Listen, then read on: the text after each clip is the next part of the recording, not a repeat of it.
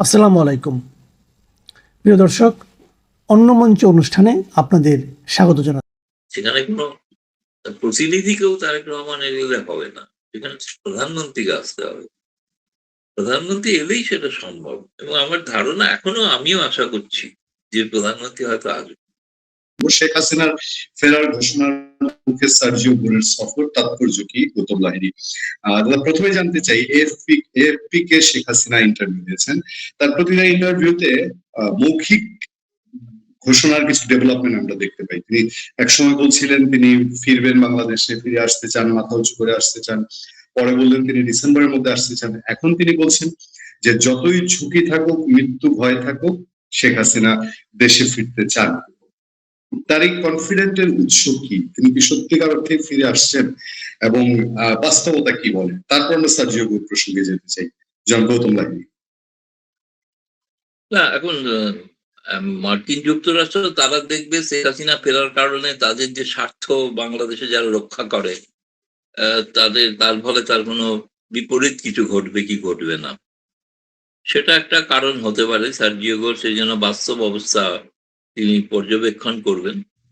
কিন্তু বাংলাদেশের বর্তমান সরকার বা অন্য জামায়াত বা অন্যরা তারা যে যাই মুখে বলুন যে শেখ হাসিনা বলে আর কিছু নেই, শেখ হাসিনা সমর্থক কিছু নেই, এটা তো বাস্তব ঘটনা। তাদের প্রভাবশালী গোয়েন্দা সংস্থা আছে এবং সিআইএ এর একজন গোয়েন্দাও আছেন আর এই মুহূর্তে বাংলাদেশে। ফলে তিনি নিশ্চয়ই সার্জিও সফরের আগে বিস্তারিত তথ্য তিনি জোগাড় করেছেন। এগুলো সার্জিও গোরের কাছে হয়তো পৌঁছে দিয়েছেন বা পৌঁছে দেবেন। বাস্তব পরিস্থিতিটা হচ্ছে শেখ হাসিনার প্রবল সমর্থন আগের তুলনায় আরো অনেক বেড়ে গিয়েছে বাংলাদেশে। শেখ হাসিনার প্রথম ভরসাস্থল সেটা। আমি আজকেই শুনেছি যে তিনি কিছু আরেকটি এই প্রথম আরেকটি এই ভারতীয় একটি ম্যাগাজিনে তিনি সাক্ষাৎকার দিলেন, যে ম্যাগাজিনটি আজকে প্রকাশিত হয়েছে, আউটলুক। সেখানে তাকে প্রশ্ন করা হয়েছিল যে ভারতের পররাষ্ট্র মন্ত্রণালয় তো বলছে যে আপনাকে ফেরত দেওয়ার প্রশ্নটা তো সেটা হচ্ছে বন্দি প্রত্যর্পণ চুক্তি অনুসারে তারা করতে চান এবং সেই আইনি বিচার ইত্যাদি দেখে। তো তিনি তো জবাব দিয়েছেন, আইনি বিচারের প্রত্যর্পণের তো প্রশ্ন কিছু আসছে না, যেটা স্বাভাবিক সময় লাগবে। আমি তো অত সময় দিতে পারবো না বাংলাদেশে। আমাকে ফিরতে হবে, কারণ সেখানকার মানুষের জন্য ফিরতে হবে। ফলে তিনি ফিরবেন। তিনি আরো পরিষ্কার করে দিয়েছেন যে আমি জানি যে আমার জীবনের ঝুঁকি আছে। আমি জানি না এটা এই যে কম বুদ্ধি তো এইটুকু তো বুদ্ধি আছে। তাহলেও যাব। তাহলেও যাব। দেখা যাক তারা আমাকে হত্যা করেন কিনা সেখানে। বর্তমান সরকার প্রাক্তন প্রধানমন্ত্রীকে, সাবেক প্রধানমন্ত্রীকে খুনের দায়ে অভিযুক্ত হন কিনা বিশ্বের দরবারে, সেটা দেখার বিষয় আছে। এগুলো তো সবসময় বাংলাদেশে যারা আছেন তারা তো আসলে অনেকটা চিন্তিত, উদ্বিগ্ন, সেটা কিন্তু বোঝা যায় তাদের কার্যকলাপ দেখে। এখন আপনি যে কথাগুলো বললেন তার আগে আপনাকে আরেকটা আজকে গুরুত্বপূর্ণ সংবাদ জানাতে চাই, যেটা হয়তো আমি জানি না বাংলাদেশের গণমাধ্যমে সেটা প্রকাশিত হচ্ছে কি হচ্ছে না বলতে পারবো না। সেটা হচ্ছে যে ভারতের পররাষ্ট্র মন্ত্রণালয়ের স্ট্যান্ডিং কমিটি, যার চেয়ারম্যান শশী থারুর, তিনি গত কয়েক মাস আগে, মানে গত বাজেট অধিবেশনের আগে, তিনি পররাষ্ট্র মন্ত্রণালয়ের কাছে বাংলাদেশ বিষয়ে কতগুলো তারা কমিটি, সর্বদলীয় কমিটি, সব দল আছে তাতে, বিজেপি, কংগ্রেস, কংগ্রেস, সবাই, বিজেপিও আছে, শাসক বিজেপিও, সবাই প্রশ্ন করেছিল যে বাংলাদেশের ব্যাপারে ভারত সরকার কি রণনীতি নিচ্ছেন এবং দুদেশের সম্পর্কে আদৌ কোনো উন্নতি হবে কি হবে না। পররাষ্ট্র মন্ত্রণালয় মিনিস্ট্রি অফ এক্সটার্নাল অ্যাফেয়ার্স বলে যে স্ট্যান্ডিং কমিটির রিপোর্টটা আমি দেখলাম, আমার কাছে এসছে, আমার কাছেই আছে। এবং সেটাতে দেখলাম তারা স্পষ্ট ভাষায় লিখেছে ভারত বাংলাদেশের সম্পর্কটার ভিত্তি হচ্ছে ১৯৭১ সালের মুক্তিযুদ্ধের আদর্শ, তার বাইরে নয়। এবং ভারতবর্ষ চায় বাংলাদেশের শান্তি, স্থায়ী, গণতান্ত্রিক এবং অন্তর্মুখী, অর্থাৎ সকলের অংশগ্রহণের একটা রাজনৈতিক ব্যবস্থা এবং তার সঙ্গে মানুষের স্বার্থ প্রধান এবং দুই দেশের মানুষের উপকার হবে এমন কাজ ভারত বাংলাদেশের সঙ্গে করতে চান। কিন্তু তারেক রহমান সরকারকে তারা কিন্তু এই কমিটি তার রিপোর্টে কিন্তু স্বাগত জানিয়েছেন, ওয়েলকাম করেছেন, যে তারা আশা করেন যে ভারত বাংলাদেশের মধ্যে, তারা লিখেছেন ৪২টা যৌথ ওয়ার্কিং গ্রুপ আছে, তাদের যেন বৈঠক শুরু হয় কিন্তু একই সঙ্গে উদ্বেগ প্রকাশ করা আছে কমিটিতে, যেখানে ভারত বিরোধী যে উগ্র প্রচার ক্রমাগত বেড়েছে সেটা রোখার জন্য ভারত সরকার কি করছে। ভারত সরকার বলছে সেটা ট্র্যাক 2 বা ট্র্যাক 1.5 এ আলোচনা করা হচ্ছে, বিভিন্ন সাংবাদিকদের সঙ্গেও কথা চলছে এবং সেখানকার সুশীল সমাজের সঙ্গে কথা বলছে, যাতে ভারত বিরোধী মনোভাবটা, এবং সেটা বাংলাদেশের পক্ষে সুখকর নয়। ভারত বিরোধী মনোভাবটা সুখকর হলে কথা ছিল, কিন্তু সুখকর নয়, স্বস্তিদায়কও নয়। ফলে বাংলাদেশের সেই জন্য এই প্রশ্নটাকে কিন্তু পররাষ্ট্র মন্ত্রণালয় আজকে, যেদিন সার্জিও ঘোষ ঢাকায় পৌঁছেছেন সেই দিন রিপোর্টটা পার্লামেন্টে পেশ করা হয়েছে, রাজ্যসভা এবং লোকসভা, ২ সভাতেই। এবং আমি তো লিখেছি এখানে, আহ দেখা যাক বাংলাদেশে প্রকাশিত হয় কিনা, কিন্তু সেখানে কিন্তু পরিষ্কার স্পষ্ট ভাষায় বলা আছে যে ভারত চায় তারেক রহমান সরকারের সঙ্গে সম্পর্ক এগিয়ে নিয়ে যেতে, কিন্তু তার ভিত্তিটা হবে কিন্তু একাত্ম যুদ্ধের আদর্শে, যেটা যে সম্পর্ক গড়ে উঠেছিল ভারতীয় উভয় দেশের মানুষের সৈন্যবাহিনীর রক্তপাতের মধ্যে দিয়ে, সেগুলোকে পুনরুক্তি করা হয়েছে আজকে আবার। ফলে এটা খুবই একটা তাৎপর্যপূর্ণ বিষয় আমার মনে হয়েছে, কারণ ভারত সরকার তার যে ঘোষিত নীতি তার থেকে ভারত সরকার সরেনি বা সরছে না, সেটা যিনিই ক্ষমতায় থাকুন বাংলাদেশে।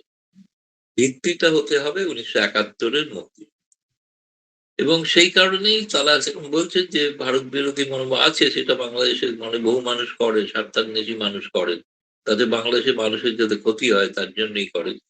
ফলে আজকের দিনে শশী থারুর কমিটির কাছে ভারতের পররাষ্ট্র মন্ত্রণালয়ের জবাব, এটা খুবই তাৎপর্যপূর্ণ। হয়তো আগামীকাল ভারতবর্ষের বহু কাগজেই প্রকাশিত হবে বলে আমার ধারণা। ইতিমধ্যে অন্যান্য অনেক বিষয় আছে, গঙ্গা চুক্তি নবীকরণের জন্য তারা বলেছেন দ্রুত করা উচিত, তিস্তার ব্যাপারে সংশয় প্রকাশ করেছেন। এখন এগুলো তো আছে, বর্ডার ইত্যাদি যাবতীয় দ্বিপাক্ষিক বিষয়ের যে বিভিন্ন সেক্টর, সব বিষয়ে তাদের প্রশ্ন ছিল, সব বিষয়ে বিস্তারিত দীর্ঘ রিপোর্ট। ফলে পুরোটা এখনো আমি সম্পূর্ণ খুঁটিয়ে পড়ে উঠতে পারিনি, যতটুকু পড়েছি মধ্যা বিষয় আপনাকে জানালাম। ফলে এটা আজকের দিনের জন্য একটা বার্তা। এখন দেখতে হবে সার্জেই গোল, আমি শুনেছি তিনিও বাংলাদেশে অন্তর্মুখী সমাজ, রাজনৈতিক সমাজ গঠনের পক্ষে। আওয়ামী লীগকে পুরো সম্পূর্ণ বাইরে রাখা হবে, এটা রিপাবলিকান পার্টির প্রতিনিধি এটা চান কিনা সেটা আমরা কাল সেটা শোনা দরকার প্রকাশ্যে। দেখুন, যে কথা বলেছেন সার্জিও গোল, তিনি যা টুইট করেছেন, বাংলাদেশের পররাষ্ট্র মন্ত্রণালয় যেটা পররাষ্ট্রমন্ত্রীও বলেছেন সাংবাদিকদের, যে অত্যন্ত ভালো আলোচনা হয়েছে। কারণ গতকাল তো ভারতের দীনেশ ত্রিবেদী হাই কমিশনের সঙ্গে আলোচনা, তিনিও বলেছেন চমৎকার আলোচনা। তো সার্জিও গোল এবং ভারত দুজনের আলোচনাটাই এত চমৎকার যে এখন দেখা যাক এই চমৎকারিত্বটা ফলে কিনা, সেটা দেখার বিষয় আছে আর কি। তো এখন এই দুজনেরই খুশি কথা বলে, মানে বাংলাদেশের পররাষ্ট্র মন্ত্রণালয় দীনেশ ত্রিবেদীকেও খুশি করেছেন, সার্জিকেও খুশি করেছেন। এখন যাই না, ওনার বাকি কর্মসূচি থাকলে বা জানলে তখন হয়তো জানতে পারবো বা বুঝতে পারবো কি হচ্ছে। কালকে তো আগামীকাল উনি শুনেছি কক্সবাজার পরিদর্শন করে এসে তারপরে হয়তো প্রধানমন্ত্রী তারেক রহমানের সঙ্গে কথা বলবেন। আমি এটা শুনেছি, এটা আপনারা খোঁজ নিয়ে দেখতে পারেন, উনি কয়েকজন সাংবাদিকের সঙ্গেও মিলিত হচ্ছেন। আচ্ছা, সেখানে সেই সাংবাদিক কারা আমি নাম জানি না, অনুমান করতে পারি, কিন্তু অনুমানের ভিত্তিতে তো বলা সম্ভব নয়। কিন্তু আমি বুঝতে পারি যে তাদের কারোর সঙ্গে তিনি দেখা করবেন। এবং তাদের নিজেদের পছন্দ, তারা মার্কিন যুক্তরাষ্ট্র দূতাবাস তারা ঠিক করেছে। ফলে তার একটা সাংবাদিকদের আলাপচারিতায় অনেক কিছু স্পষ্ট বেরিয়ে আসবে, এবং আশা করব সাংবাদিকরাই যাবতীয় প্রশ্ন করবেন, যে স্বাভাবিক যেগুলো মানুষ জানতে চাইছে। অবশ্যই প্রশ্ন হতে পারে যে শেখ হাসিনা যে ফিরতে চাইছেন এ ব্যাপারে আমেরিকার কোনো মত আছে কি নেই। সেটা প্রকাশ্যে আর যেই গতি বলেন সেটা দেখার বা শোনার অপেক্ষায় আপনাদের সঙ্গে আমরাও অপেক্ষা করে আছি। বলুন পূর্ণিয়া স্যার। দাদা, আমরা শুনছি যে তার প্রোগ্রামে কিছু চেঞ্জ আসছে, এরকম আপনার কাছে কি তথ্য আছে কিনা? আমি এমন বাংলাদেশের সাংবাদিক বলতে আমি জানি যে আমাদের ডিপ্লোম্যাটিক রিপোর্টার্স অ্যাসোসিয়েশন ডিক্যাপ একটা আছে। সাধারণত আমেরিকান কেউ আসলে দেখা করলে ডিক্যাপের সদস্য হয়ে দেখা করেন, তাদের সবাইকে আমরা চিনি। কিন্তু তার প্রোগ্রামে কোনো পরিবর্তনের কোনো খবর আপনি পেয়েছেন?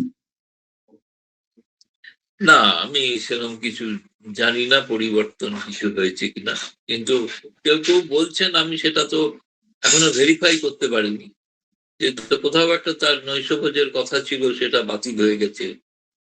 সেটা তো এখনো নিশ্চিত আমি হতে পারিনি যে পররাষ্ট্র মন্ত্রণালয় তাকে, ধরুন সার্জে গোরের মতো একটা ইম্পর্টেন্ট মানুষ, তিনি ট্রাম্পের সরাসরি দূত, তিনি পৌঁছেছেন।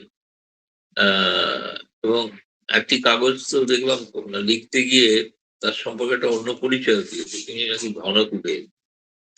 এখন ঘনকুবের বলে ট্রাম্প রেখেছেন কিনা আমি জানি না, কিন্তু ট্রাম্পের ব্যক্তিগত রোগ, ফলে শেষ পর্যন্ত ধনকুবের এই সার্জেই গোর, তিনি শেষ পর্যন্ত সেই ডিনার বৈঠকটা হয়নি, বা আমি কনফার্ম করতে পারিনি হয়, মানে হওয়া দাদা, স্বাভাবিক একজন বিরোধী। হ্যাঁ, আমি বলুন না। আমি আমি একটু আগের প্রসঙ্গে যেতে চাই। আপনি জানেন যে বাংলাদেশে শেখ পরিবারকে পুরোপুরি নির্মূল করার জন্য পাকিস্তানের একটা এটা স্বীকৃত, ইতিহাস স্বীকৃত যে পাকিস্তান চেয়েছিল বঙ্গবন্ধুর পুরো পরিবারটাই যেন 75-এ শেষ হয়ে যায়। এরপরেও শেখ হাসিনাকে হত্যার জন্য 21 বার চেষ্টা করা হয়েছে। বাংলাদেশে শেখ হাসিনার শাসন অবসানের পরে এবার পাকিস্তানে সেটা উদযাপন হয়েছে, এবং অনেকেই বলেন যে 5 আগস্ট 2024-এ পাকিস্তান আইএসআই এর বড় একটা অংশ শেখ হাসিনাকে গণভবনে হত্যার জন্য রেডি ছিল। এটা অনেকে বলে, অনেক জায়গায় আলোচনা। এবার তিনি দেশে যদি আসেন, যেভাবে বলছেন সেভাবে তিনি যদি আসেন, তাহলে বাংলাদেশে থাকা তার বিরোধীরা বেশি হুমকি, নাকি পাকিস্তান যে শক্তিটা চায় বঙ্গবন্ধু পরিবার পুরোপুরি নিঃশেষ হয়ে যাক, সেই শক্তিটা বেশি হুমকি? তারপরেও তো বঙ্গবন্ধু পরিবার থাকবেন, তার সঙ্গে তার পুত্র সজীবদের জয় বা মেয়ে পুতুল সঙ্গে যাচ্ছেন এমন কোনো খবর পাইনি, বা তার বোন শেখ রেহানা যাচ্ছেন এমন কোনো খবর পাইনি। কিন্তু তিনি যখন যাবেন তার সঙ্গে প্রচুর বিদেশি গণমাধ্যম যেতে পারে বলে শুনছি। ফলে তাদের সামনে যদি হত্যাকাণ্ড ঘটে, তারা আশা করি স্পট থেকে ফ্যাকচুয়াল রিপোর্টিং করবেন। ফলে তাদের রিপোর্টিং থেকেই তো পরিষ্কার হয়ে যাবে যে কে দায়ী শেখ হাসিনার হত্যার জন্য। এবং আমার মনে হয় না যে তারেক রহমান সরকার এতটা ঝুঁকি নিতে পারবে না। আন্তর্জাতিক দুনিয়ায় খুব সমস্যার সম্মুখীন হতে হবে। মানে একটা সাবেক প্রধানমন্ত্রীকে হত্যা করা হচ্ছে, সেই দায়টা তো তাদের ঘাড়ে পড়বে না। ফলে তারেক রহমান সরকার কি এমন কিছু একটা কি সুযোগ করে দেবেন সেই পাকিস্তানি আইএসআই গোয়েন্দাদের, যে তাতে তারা নিশ্চিন্তে হত্যা করতে পারে? যদিও অনেকেই বলেন যে সবই সম্ভব বাংলাদেশে অসম্ভব বলে। ফলে এটা আমি উড়িয়ে দিচ্ছি না, কিন্তু শেখ হাসিনা বলছেন আমি তো এভাবে দীর্ঘকাল এরকম এখানে দিল্লিতে বসে নিরাপদ আশ্রয় এরকম থেকে যাব চিরকাল, এটা তো হতে পারে না, বয়স হচ্ছে। ফলে যা আবার হবে, বয়স হচ্ছে, এরপর আর কতদিনই বা বাঁচলাম, তাই না? তো যে কদিন আমি গিয়ে চেষ্টা করে দেখি একবার আমার দেশে মানুষের কাছে ফিরতে পারেন কি। কিন্তু আমি এটা বলছি আপনাকে, কোনোভাবে যদি তিনি গোপালগঞ্জ বা টুঙ্গিপাড়া পৌঁছাতে পারেন, সেখানে শেখ হাসিনাকে হত্যা করার মতো হিম্মত বা সুযোগ যারা পাবেন না, কেউ পাবেন না। যারা করতে যাবেন তারা না মার খেয়ে মারা যান, তাদের জন্য আমার আগাম চিন্তা রইল। তারা যেন সাবধানে যান শেখ হাসিনাকে আক্রমণ করতে। কারণ আমি জানি টুঙ্গিপাড়ায় মিনিমাম একটা সংখ্যা হিসেবে পেয়েছি 20 লক্ষ লোক সেদিন থাকবে সেখানে। 20 লক্ষ লোক। এখন সেটার জন্য বাংলাদেশের সেনাবাহিনী বা কি করবে সেটা আমি জানি না। সেটা, ফলে এদের জন্য আমার শুভেচ্ছা রইল। আপনারা যেন বেনজির, কি বলে, জুলফিকার আলী ভুট্টোর মতো প্রাণ হারিয়ে ফেলে না যান। পাকিস্তানিরাই হত্যা করেছিল জুলফিকার, যিনি বঙ্গবন্ধুকে ফাঁসি দিতে চেয়েছিলেন। ফলে এখন এই ইতিহাস তো আছে জানা। সুতরাং এটা দেখুন, তাদের পক্ষে খুব স্বাভাবিক একটা হুমকি দেওয়া, ভয় পাইয়ে যদি শেখ হাসিনাকে রোকা যায়। শেখ হাসিনা যে ধরনের নেত্রী, তাকে বোধহয় ভয় পাওয়ানো খুব মুশকিল, ভয় পাওয়ানো খুবই মুশকিল। আপনার শেখ হাসিনা বিহীন টুঙ্গি পাড়াতে শেখ হাসিনা বিরোধীরা ঢুকতে পারে না, আর শেখ হাসিনা থাকলে পরে টুঙ্গি পাড়ায় ঢুকবে, এটা আসলে কেউ বোধহয় পাগলও কল্পনা করে না। আমি দাদা জানতে চাই, ওটা তো পৃথক বাংলাদেশ হয়ে যাবে সেদিন। আমি জানতে চাই যে শেখ হাসিনা, আমাদের সমাজে শেখ হাসিনার সমর্থক কর্মী রয়ে গেছে, এখনো অনেক আছে। আমরা সাংবাদিকতা করতে গেলে অনেকের প্রশ্নের মুখে পড়ি, দেখি, জানি। আমি দেখতে পাচ্ছি যে তারা কেউ কনফিডেন্ট হতে পারছে না যে শেখ হাসিনা চলেই আসবেন কিনা, আসলে পরে লাভ কি হবে, তিনি এসে জেলে ঢুকে যাবেন, তাহলে আওয়ামী লীগের লাভটা কি? আমরা যারা এই যে দিগ্ভ্রান্তর মধ্যে আছি, মানে তারা বলছেন আওয়ামী লীগের লোকজন এই যে দেশে থেকেও একটা বন্দির মতো অবস্থা, গৃহবন্দির মতো থাকতে হয়, তাদের কি লাভ হবে? এই যে একটা কনফিডেন্সলেস সিচুয়েশন, এইটা কি একটা প্রভাব ফেলবে না শেখ হাসিনার আশা, যদি এই ধরনের আশা হয় এবং তিনি এসে জেলে ঢুকে গেলেন, তাতে কি লাভ হবে? দেখুন, এরা ইতিহাস ভুলে যান, এই আর কি। দেশ যখন স্বাধীন হয়েছিল তখন কি বঙ্গবন্ধু দেশে ছিলেন? কোথায় ছিলেন? কারাগারে ছিলেন না? তাতে কি বাংলাদেশ স্বাধীন হয়নি? স্বাধীন হয়েছিল তো। তিনি তো একটা ডাক দিয়ে তিনি পাকিস্তানি সেনাবাহিনীর হাতে বন্দী হয়ে গিয়েছিলেন।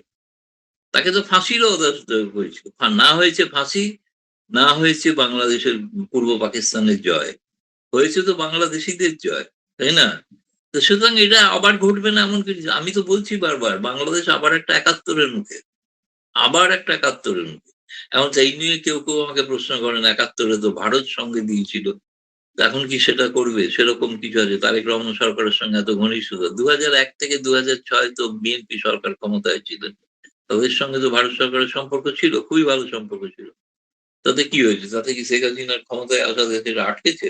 আটকায়নি তো। সুতরাং এগুলো রাজনীতিতে থাকবে, তাদের খুব স্বাভাবিক বুদ্ধিতে এগুলো মনে হচ্ছে। কিন্তু বঙ্গবন্ধু পরিবার যে ধরনের তারা ঝুঁকি নিতে, সাহস নিতে পারেন, সেই ঝুঁকি বা সাহস আর কোন দলের পক্ষে নেওয়া সম্ভব হয় না। ফলে লাভ হবে মানে তারা আবার মুক্ত বাংলাদেশ দেখতে পারেন, এটুকুই লাভ হবে, আর কিছু না। বর্তমানে পরাধীন অবস্থায় আছেন যদি বলি, তাহলে তখন তারা লাভবান হবেন। স্বাধীন বাংলাদেশ আরেকবার দেখবেন, দ্বিতীয়বার স্বাধীন। এবং ডিসেম্বর তো বিজয়ের মাস। কি আত্মসমর্পণ করে সেটা দেখার জন্য সবাই দেখবেন তারা। শেখ হাসিনা দাদা, নাকি আরেক যারা তারা। আরেকটা টপিক, আমার দিনেশ ত্রিবেদীর ইয়েতে চলে যাই। আপনি জানিয়েছেন, আপনি বলেছেন যে বাংলাদেশের পররাষ্ট্র প্রতিমন্ত্রীর সঙ্গে দিনেশ ত্রিবেদী দেখা করেছেন। সেখানে তারেক রহমানের ভারত সফরের আমন্ত্রণ যেটা চলে আছে, এটা নিয়ে কথা বলতেছেন। দিনেশ ত্রিবেদীও বলেছেন যে এটার দিকে ভারত তাকিয়ে আছে। হ্যাঁ, এই এই সফরটা হলে পরে কি ধরনের ফলাফল আনবে, কি ধরনের প্রভাব পড়বে, আর যদি না হয় কোনো কারণে, তাহলে কি হতে পারে? না হলে বাংলাদেশের ক্ষতি, না হলে বাংলাদেশের ক্ষতি, এক কথায়। কারণ এটা তো শুধু ভারতের নয়। শুনুন, তারেক রহমান সরকারের পক্ষে একটা সুবিধা যে তিনি ভারতের সঙ্গে কোনো দ্বিপাক্ষিক সম্পর্কে সফরে আসছেন না। তিনি ব্রিক্স, একটা আন্তর্জাতিক বহুদেশীয় মঞ্চের একটা শিখর সম্মেলনে আসছেন বিশেষ অতিথি হিসেবে। সেই সময় প্রত্যেকটা দেশের সঙ্গে তার বৈঠক হতে পারে। চীনের সঙ্গে হতে পারে, রাশিয়ার সঙ্গে হতে পারে। ভারতের তো খবর নিশ্চিত আসছেনই। এখন ভ্লাদিমির পুতিন কিছুদিনের মধ্যে কনফার্ম হতে পারে। ১১টা দেশ, তার মধ্যে ইরানও আছে। ফলে এইসব দেশের প্রত্যেকের রাষ্ট্রপ্রধানের সঙ্গে তারেক রহমানের একটা সাক্ষাতের সম্ভাবনা আছে, ভারত ছাড়াই। এরপরে ধরুন ভারত, কিন্তু তিনি এলে প্রত্যেকটা দেশ কিন্তু শেখ হাসিনা প্রসঙ্গ উত্থাপন করবে। তারা জানতে চাইবে যে বাংলাদেশে কি ধরনের রাজনীতি হচ্ছে, কি রাজনীতি হচ্ছে। আচ্ছা, চীন তো জানেই, কিন্তু বাকিরা অনেকে আরো স্পষ্ট ভাষায় তারেক রহমানের কাছে জানতে চাইতে পারে। এটা আমি জানি না এটা যে ভারতের কোনো কৌশল কিনা, যে এদেরকে দিয়ে প্রশ্ন করিয়ে জানা যে সত্যি সত্যি বাংলাদেশে শেষ পর্যন্ত ইনক্লুসিভ পলিটিক্স হবে কি হবে। এখন সেটা ভারতের সঙ্গে যখন কথা হবে তখন ভারত নিশ্চয়ই অন্য যাবতীয় দ্বিপক্ষীয় সম্পর্ক উন্নত করা, যেগুলো যেগুলো বন্ধ হয়ে আছে সেগুলোকে শুরু করা ইত্যাদি বিষয় তো শুরু হবে, হতেই পারে আলোচনা। কিন্তু তার সঙ্গে তো এটা অবভিয়াস ব্যাপার না যে সেখানে প্রসঙ্গটা তো অনুচ্চারিত থেকে যাবে, এটা হতে পারে না। তারা তাদের মত বলবেন শেখ হাসিনা সম্পর্কে, কিন্তু ভারত তাদের মত তার মত শুনবেন এবং তাদের মতামত বলবেন। ফলে এটা বিষয়টা আলোচনা, সেপ্টেম্বরটা সেজন্য খুব গুরুত্বপূর্ণ বিষয়, গুরুত্বপূর্ণ সময়। যে সময়তে এই বিষয়ে একটা কোনো সিদ্ধান্ত হয়তো জানা যেতে পারে, বা তারেক রহমান সরকার, যেমন তারেক রহমান সরকারের পক্ষে প্রকাশ্যে ঘোষণা করা সম্ভব নয় যে আমরা শেখ হাসিনাকে সাদরে লাল কার্পেট দিয়ে অভ্যর্থনা জানাচ্ছি, এটা তো সম্ভব না। কিন্তু আর কি করা যেতে পারে সেটা নানাভাবে পথ আছে, যদি চান, সদিচ্ছা যদি তাকে অনেক কিছু করতে পারে, যেটাতে ভারত হয়তো চাইতে বোঝাতে যে যেটা আজকে ভারত সরকারের উত্তর, যে ইনক্লুসিভ সোসাইটি দরকার এবং ৭১-এর মুক্তিযুদ্ধের আদর্শে বাংলাদেশ প্রয়োজন। তো সেই ৭১-এর মুক্তিযুদ্ধের বাংলাদেশ, তাতে বিএনপিও অংশীদার ছিল। ফলে তারা এবং আওয়ামী লীগ এই দুটোই তো ৭১-এর মুক্তিযুদ্ধের পক্ষের লোক। না তো জামায়াত, না এনসিপি। এনসিপি তো জন্মই হয়। তাদের বাবারা হয়তো লড়াই করে থাকতে পারে, তাদের জানেও না। আমার জানি না তারা করেছিলেন কিনা, তাদের সন্দেহ আছে আসলে। বিশিষ্ট আপনাদের বুদ্ধিজীবী যে ছাত্ররা উঠেছেন, তিনি তো প্রকাশ্যে বই লিখেছেন যে ৭১-এর যে সংবিধান সেটাই ফ্যাসিবাদী সংবিধান। আমি আর নাম বলে তাকে বিখ্যাত করতে চাইছি না।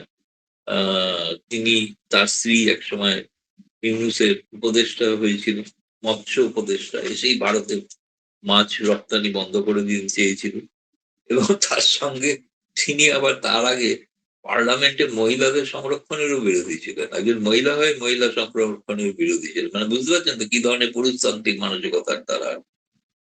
মানে সোজা কথা, খুব পিছিয়ে পড়া মানুষ, চিন্তাশীল, নিজেদের দার্শনিক বলে থাকেন, কিন্তু আসলে পিছিয়ে পড়া দার্শনিক, পিছিয়ে পড়া চিন্তার নেগেটিভ, নেতিবাচক চিন্তার দার্শনিক। এরা সমাজের কিন্তু কোনো উপকার করতে পারেন না, ক্ষতিই করতে। এখন ধীরে ধীরে একটু বিচ্ছিন্ন হয়ে গেছেন দেখি, সেটা অন্য বিষয়। কিন্তু যেটা বলবো যে আরেকটা বিষয় হয়তো আলোচনায় আসতে পারে সার্জিয়াগোর সফরে, আমার মনে হয় যে সেটা হচ্ছে যে এই রাষ্ট্রপতি নির্বাচন। রাষ্ট্রপতি নির্বাচনে যেটা বিএনপি তাকে চায়, যেটা বিএনপির ইচ্ছা আছে, তাকে দিয়ে করতে চায়, সবই ঠিক কথা। কিন্তু এখন সার্জিয়াগোর তাদের পছন্দ কি? তারা কি রিপাবলিকানদের মতো, এই ডেমোক্র্যাটদের মতো আবার ইউনূসকেই চাইবেন কি চাইবেন না? ইউনূস একটু হাল ছেড়ে বসে আছেন এমন কিন্তু নয়। তিনিও সব ধরনের কলকাঠি আছে। ফলে সার্জিয়াগোর টাকা থাকা অবস্থায় ইউনূসের সঙ্গে সাক্ষাৎ করলেন কি করলেন না, এটার দিকেও আমাদের সকলের চোখ থাকা উচিত আর কি, রাখা উচিত। তিনি কার কার সঙ্গে বা কিছু যে বললেন যে তার সফরসূচি কাটছাঁট হয়েছে, সেটা জানা দরকার আর কি। কাটছাঁট বলতে কি বোঝাচ্ছে? তিনি কক্সবাজার থেকে ফিরে এসে প্রধানমন্ত্রীর সঙ্গে সাক্ষাৎ করবেন, আরো অনেকের সঙ্গে সাক্ষাৎ করার তার কথা, ইনক্লুডিং সাংবাদিক। তো এখন দেখা যাক সেটা হয় কি হয় না। আমি দাদা শেষ প্রসঙ্গটা তোলার আগে আমার নিজের সাংবাদিক হিসেবে একটা পর্যবেক্ষণ আপনাকে জানিয়ে দিই। বাংলাদেশের রাজনীতিতে এবার এ মাসে এসে প্রমাণ হয়েছে যে এনসিপি আসলে আর প্রাসঙ্গিক না। আমি অনেক সময় আমার আলোচনা ব্যক্তিগত শোগুলোতে আমি বলি যে আমার আমার প্রেডিকশন হলো যে এই দলটা বাংলাদেশে ফ্রিডম পার্টির মতো একসময় বিলীন হয়ে যাবে, ভ্যানিশ হয়ে যাবে। তারা একটা পদযাত্রা করছে, সেখানে লোক হয়ই না বলতে গেলে, একদমই লোকজন হয় না, পাবলিক পার্টিসিপেশন তো নাই, তাদের নেতা কর্মীও খুব কম। আমি আরেকটা প্রসঙ্গে যেটা যেতে চাই, আপনার একটা কথা আমাকে অনেকেই, গতকালও আমাকে একজন রেফারেন্স দিয়েছে, বলেছে যে দাদাকে আপনি জিজ্ঞেস করেছিলেন যে বাংলাদেশ ভারত সম্পর্কটা কখন ভালো হবে, দাদা উত্তর দিয়েছিলেন যে যখন থেকে টুরিস্ট ভিসাটা ওপেন হয়ে যাবে আপনি ধরে নেবেন সম্পর্কটা ভালো হয়ে যাচ্ছে বা গেছে। টুরিস্ট ভিসাটা ওপেন হলো বেশ অনেকদিন, ২-৩ সপ্তাহ হয়ে গেল, কিন্তু কোথায় যেন সম্পর্কে এখনো একটা টানাপোড়েন মনে হয়, একটু অবিশ্বাস মনে হয়, একটু দোলাচল, একটু পাকিস্তানের দিকে বেশি দুর্বলতা এরকম মনে হয়। এটার কারণটা কি? আমার মনে হয় ভিসার ব্যবস্থা যতটা সহজে ঘোষণা হয়েছিল উন্মুক্ত হওয়ার, ততটা কিন্তু উন্মুক্ত হয়েছে কিনা আমার একটু সন্দেহ আছে। একটু বোধহয় ভারত সরকার রাশ টেনেছে কোনো কারণেই। তার কারণ যেটা ভাবা হয়েছিল যে এই ধরনের একটা যে মানুষের উপকারের জন্য যে একটা সিদ্ধান্ত হলো, তাতে যে ধরনের প্রতিদান, প্রতিদান তো নয়, আমি বলছি তার যে একটা পাল্টা কিছু করা, উল্টে কিছু করা সরকারের পক্ষ থেকে। আমি তো বলছি তো তারেক রহমান সরকারের ক্ষমতায় আসার পর থেকে আপনি একটা কোনো উদাহরণ দিতে পারবেন না, যে উদাহরণে যে তারা ভারতের জন্য এত কিছু করেছে।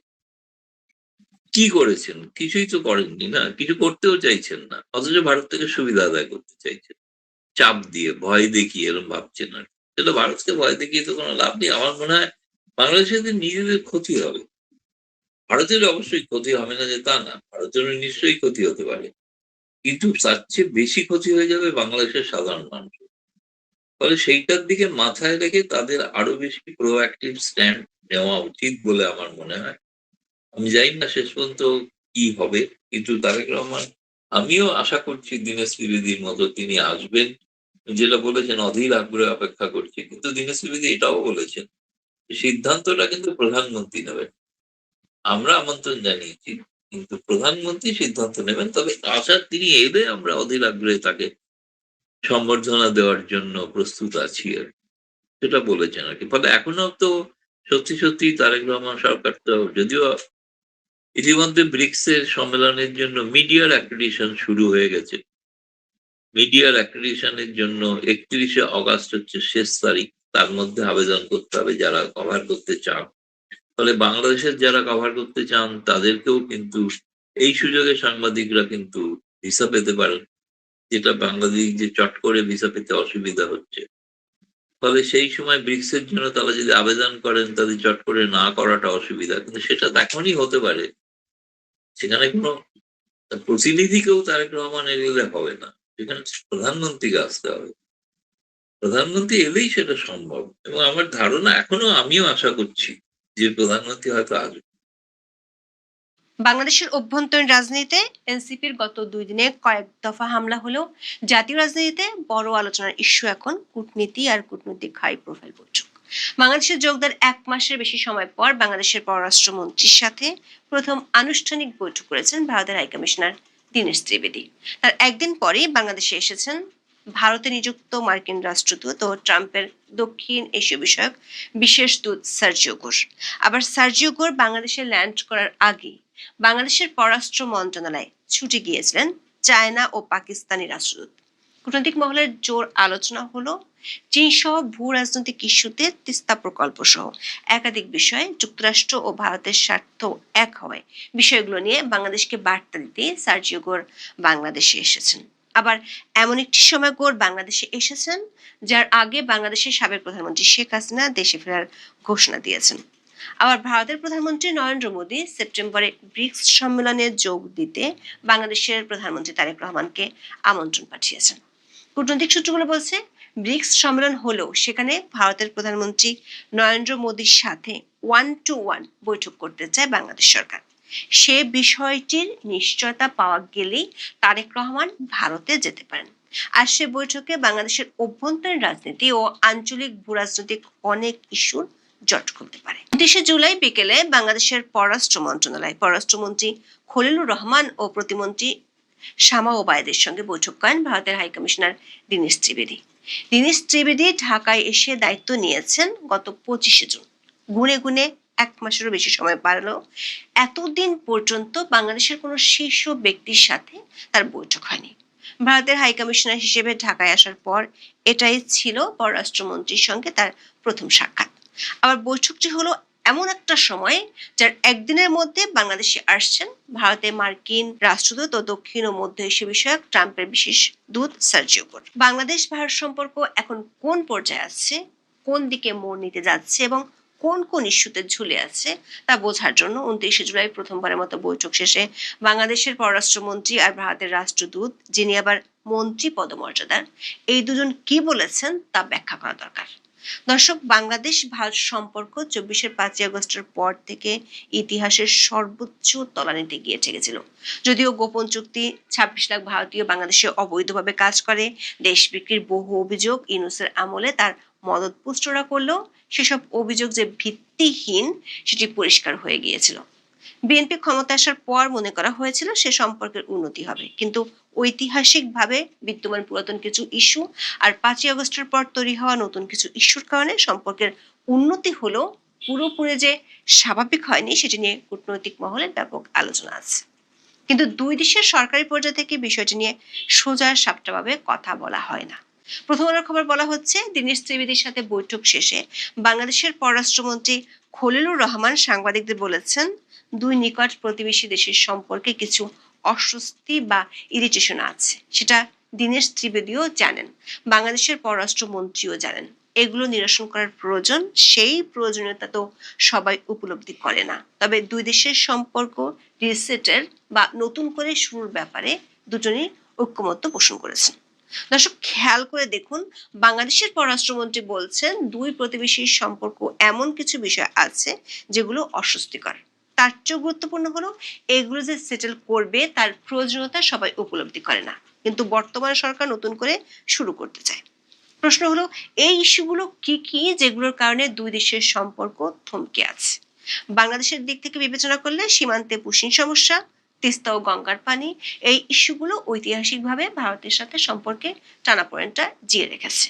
ডেইলি স্টার খবরে বলা হয়েছে, তিস্তা চুক্তি নিয়ে কোনো আলোচনা হয়েছে কিনা এমন প্রশ্নের জবাবে ভারতীয় হাইকমিশনার দীনেশ ত্রিবেদী বলেছেন, পারস্পরিক বোঝাপড়ার মাধ্যমে সমাধান করা যায় না এমন কোনো সমস্যা নেই।